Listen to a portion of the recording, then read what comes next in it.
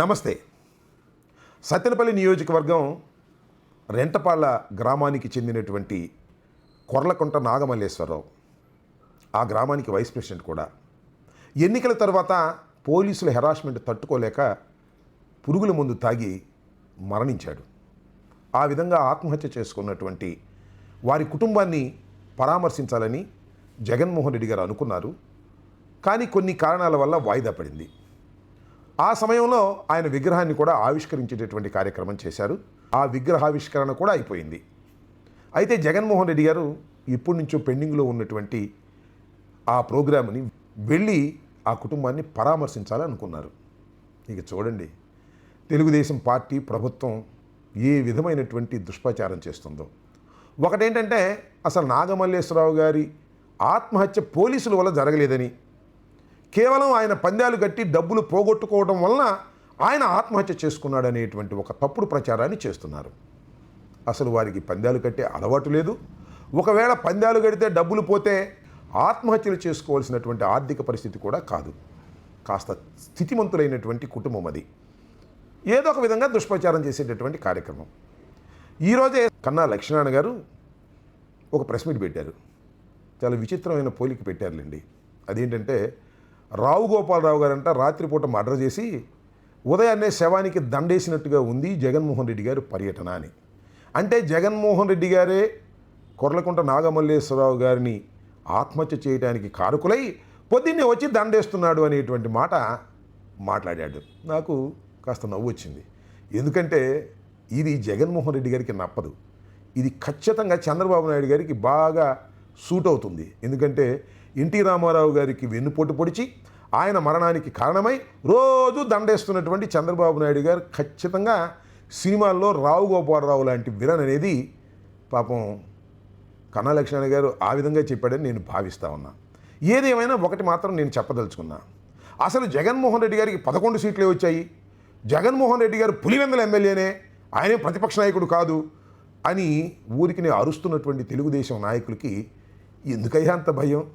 జగన్మోహన్ రెడ్డి గారు ఇల్లు దాటి బయటకు వచ్చి జనంలోకి వెళుతుంటే ఆ జన సందోహాన్ని చూసి ఎందుకంత భయపడుతున్నారు మీరు? ఎందుకు భయపడుతున్నారో నాకు తెలుసులే. ఎందుకంటే 1 సంవత్సర కాలంలోనే జగన్మోహన్ రెడ్డి గారు ఈ విధమైనటువంటి ప్రజాదరణ తిరిగి పొందగలిగారు. ఇంకా 4 సంవత్సరాలు మన మాట ఎవరు వింటారు అనేటువంటి భయమే కదా మీకు. ఆ భయంతోనే కదా తల్లికి వందనం అని చెప్పి సంవత్సరం తర్వాత వేశారు. అవి కూడా పూర్తిగా వేరేదిలేండి. ఇలా భయపడిపోతున్నారనేది చాలా స్పష్టంగా అర్థమవుతుంది. తెనాలి వెళ్ళారు మొన్న, దాని మీద కూడా ఒక దుష్ప్రచారం. వాళ్ళు గంజాయి బ్యాచ్, వాళ్ళు రౌడీలు అని. వాళ్ళు గంజాయి బ్యాచ్ రౌడీలు అది వేరే అంశం. ఖచ్చితంగా నడి రోడ్డు మీద యువకుల్ని పోలీసులు దౌర్జన్యంగా కొట్టడం, అది చిత్రీకరించడం అనేది రాజ్యాంగ విరుద్ధమని చెప్పడానికే వెళ్ళాం, చెప్పాం, శభాష్ అని అనిపించుకున్నాం.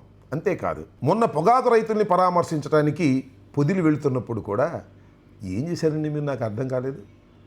లేడీస్ని రెచ్చగొట్టి నల్ల బెలూన్లు ఎగరేసుకుంటూ నిరసన చెబుతూ మాకు వస్తారా? ఇది ధర్మమేనా? అప్పుడు కాస్త గొడవ జరిగితే మా మీద కేసులు పెట్టేటటువంటి కార్యక్రమం చేస్తున్నారు. ఇది చాలా దుర్మార్గమైన విషయమని ఈ సందర్భంగా చెప్పదలుచుకున్నాను. మిర్చి యార్డుకు వస్తే అసలు సెక్యూరిటీ ఇవ్వలేదు. మాజీ ముఖ్యమంత్రికి ఇవ్వాల్సినటువంటి సెక్యూరిటీ కూడా మీరు ఇవ్వలేదే. ఇదంతా మీరు కుట్రపూరితంగా వ్యవహరిస్తున్నారనేది చాలా స్పష్టంగా అర్థమవుతుంది. ఇవాళ సత్తెనపల్లి పర్యటనకు వెళుతుంటే పర్మిషన్ లేదంటారు. ఏంది పర్మిషన్? నాకు అర్థం కాలేదు. పరామర్శకు వెళ్ళడానికి పర్మిషన్ కావాలా? మీ అనుమతి ఏమన్నా కావాలా? చంద్రబాబు నాయుడు గారిది, లోకేష్ గారి అనుమతి తీసుకుని మేము వెళ్ళాలా? మా కార్యకర్త మరణిస్తే ఆ కార్యకర్త మరణించిన తర్వాత వారి కుటుంబాన్ని పరామర్శించడానికి మీ పర్మిషన్ తీసుకువెళ్ళవలసిన అవసరం లేదు. ఇది భారతదేశం. ఈ భారతదేశానికిలో నివసించే ప్రతి పౌరుడికి కొన్ని హక్కులు ఉంటాయి. ఈ రాష్ట్రంలో, ఈ దేశంలో ఎక్కడైనా తిరిగేటటువంటి హక్కు ప్రతి పౌరుడికి ఉంటుంది. దానితో పాటు మాజీ ముఖ్యమంత్రికి మరిన్ని హక్కులు కూడా ఉంటాయనే విషయాన్ని మీరు మర్చిపోయి ప్రవర్తిస్తున్నారు, భయపడుతున్నారు. రేపు సత్తెనపల్లి వెళ్ళే క్రమంలో జనాన్ని రాకుండా అడ్డుకోవాలని ప్రయత్నం చేస్తున్నారు. మీ వల్ల అవుతుందా అని అంటున్నా. జనాన్ని రాకోకుండా అడ్డగించాలని మీరు చేసే ప్రయత్నం వల్లనే మరింత కసిగా జనం వస్తారు రేపు. ఎందుకంటే నాకు ఇప్పటికే చాలామంది ఫోన్లు చేశారు, ఏమంటే నీ ప్రోగ్రాం ఉందా అని. ఎందుకలా అడుగుతున్నారంటే పోలీసులు ఏదో పర్మిషన్ ఇవ్వలేదని అంటున్నారని అన్నారు. పోలీసుల పర్మిషన్తో అవసరం లేదంటే మాకు తెలుసండి. అయితే ఈసారి ఇంకా ఎక్కువ మంది మేము మోటార్ సైకిల్ వేసుకొస్తాము, అసలు జగన్మోహన్ రెడ్డి గారు వస్తుంటే పోలీసులు అడ్డగించడం ఏమిటి అని చాలా కసిగా ఆవేశంగా వైఎస్ఆర్ కాంగ్రెస్ పార్టీ కార్యకర్తలు ఉన్నారు.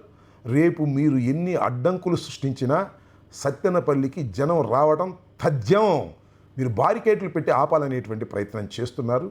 ఇది ప్రజాస్వామ్యంలో సరైనటువంటి విధానం కాదని చెప్పదలుచుకున్నాను. మీకు జగన్మోహన్ రెడ్డి గారంటే భయము, కోపము, జనాన్ని చూసి మీరు భయపడుతుంటే నాగమల్లేశ్వరరావు గారి మరణం మీద మీరు అవాకులు చవాకులు పేరటం మంచిది కాదని ఈ సందర్భంగా తెలియపరుస్తున్నాను. ధన్యవాదాలు.